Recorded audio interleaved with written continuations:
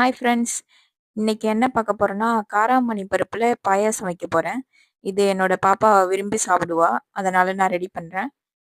எப்படி ரெடி பண்றேன்றத பாருங்க. காராமணி பயிறு இருக்கு இல்லைங்களா?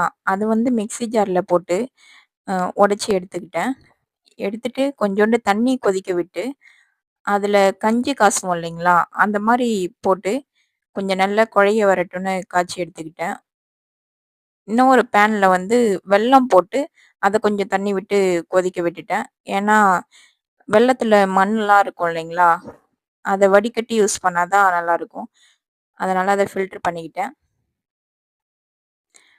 இந்த வெல்லத்தோட ஸ்மெல் போற வரையும் அத நல்லா கொஞ்சம் அடி பிடிக்காம கிண்டி விடணும். இந்த பாயாசமும் பார்த்தீங்கன்னா, ரொம்ப ரொம்ப ஈஸியா பண்ணிடலாம். நம்ப ஜவ்வரிசி பாயாசம் பண்றோம் இல்லைங்களா? அதே சேம் தான். பட் அதுல வந்து ஒயிட் சுகர் ஆட் பண்ணுவேன். இதுல வந்து வெல்லம் போடுவோம். வாரத்துல 2 முறை குழந்தைங்களுக்கு இந்த மாரி பருப்பு பாயாசம் வச்சு குடுத்துருவேன்.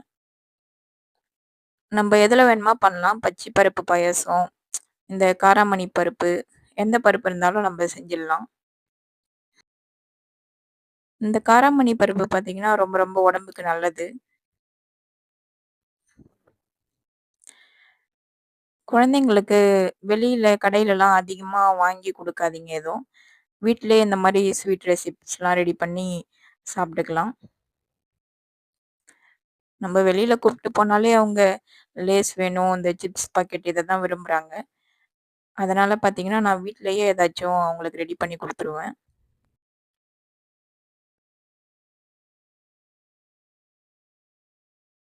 எங்க பாப்பா, தம்பிலாம் பார்த்தீங்கன்னா, ஸ்வீட்ஸ் அதிகமா சாப்பிடுவாங்க. அதனால கடையில எதுவும் அதிகம் வாங்காம, இந்த மாரி வீட்ல ரெடி பண்ணி குடுப்பேன்.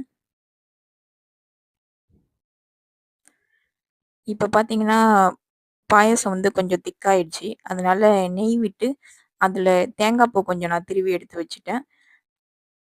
அத நெய்யில போட்டு வதக்கி, பாயாசத்து கூட மிக்ஸ் பண்ணிடுவேன். அதே மாரி ஏலக்காய் பொடி கொஞ்சம் வாசனைக்காக சேர்த்துக்கலாம். நான் ஏற்கனவே ஏலக்காய் பொடிய அரைச்சு ரெடி பண்ணி வச்சிருக்கேன். அந்த பொடியில கொஞ்சம் கலந்துப்பேன்.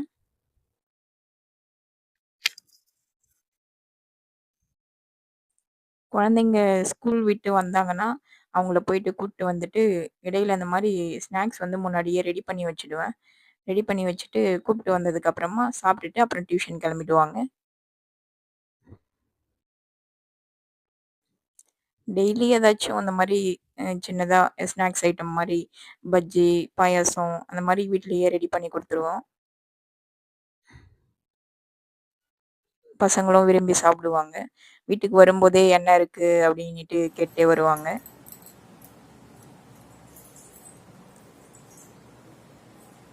இதுக்கு தேவையான பொருள் பார்த்தீங்கன்னா, நம்ப காராமணி பயிறு, நெய்யி, கொஞ்சோண்டு தேங்கா, 1 டேபிள் ஸ்பூன் அளவு நெய் போட்டா போதும். அதுலயே பார்த்தீங்கன்னா, தேங்காய் வதக்கி எடுத்துட்டு அப்படியே முந்திரி, திராட்சையும் கொஞ்சம் மிக்ஸ் பண்ணி, பாயாசத்து கூட மிக்ஸ் பண்ணிக்கலாம். ஏலக்காய், அப்புறம் பார்த்தீங்கன்னா, கொஞ்சமா லைட்டான உப்பு, அதிகம் இல்லாம.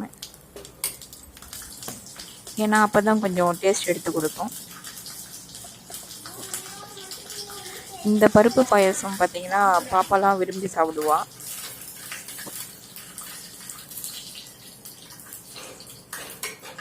குழந்தைங்களுக்கு முக்கியமா இந்த பருப்புலாம் அதிகமா வந்து எடுத்துக்கணும்.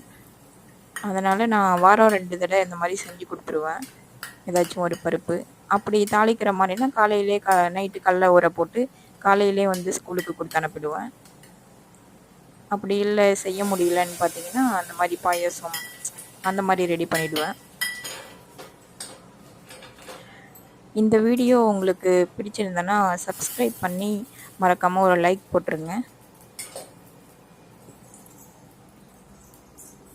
முடிஞ்ச அளவு குழந்தைங்களுக்கு பார்த்தீங்கன்னா, வீட்டிலேயே எதுவா இருந்தாலும் ரெடி பண்ணி குடுங்க. கடையில அதிகமா வாங்குறத தவிர்க்க பாருங்க. ஓகே. பாயாசம் ரெடி ஆயிடுச்சு. ஓகே. பாய் ஃபிரெண்ட்ஸ்.